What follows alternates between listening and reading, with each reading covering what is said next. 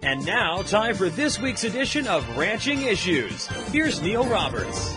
Welcome to another edition of Ranching Issues. Our guest this week is Noonan area rancher and former NDSU Livestock Specialist John Dhuyvetter. And John, we're in the middle of the bull sale schedule on the calendar. Lots of opportunities out there to buy local and improve your herd, right? Oh, this state has some tremendous cattle breeders, some tremendous cattle, and as we look through the catalogs that show in the mailbox or walk through some bullpens, we can see all the effort that's gone into using the technology to produce and document these cattle. We got genetic predictions for about every trait you can think of, and of all those different traits, it gets kind of confusing, so a lot of times we can even narrow them down into some indexes which combine those for maternal function or those for feedlot function, which makes it simpler to look at one or a few numbers rather than that whole array of maybe 15 to 20.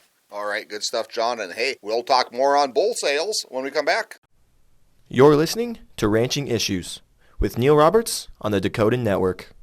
Talking bull sales across the region today on Ranching Issues with John Dhuyvetter. And John, you said something interesting over the break to me. You said the right bull for the right person, right? We've got a lot of tremendous cattle, but they're not all suited to every situation. I mean, kind of hard to have one package of genetics serve all functions of this diverse industry. For feedlot cattle, we want high growth, we want high carcass traits. But for our maternal bulls that'll sire the heifers that go back into our cow herds, we want them to probably be a little smaller in stature, a little lower maintenance in their needs, and be really strong in fertility and longevity traits versus some of the traits that are more important to the cattle feeders. So depending on what you're going to use, you should find bulls that fit that. There's good bulls for all those categories, and they exist in this state. Good stuff as always, John. Thanks for joining us again, and that'll bring this report to a close. Until next time, I'm Neil Robert.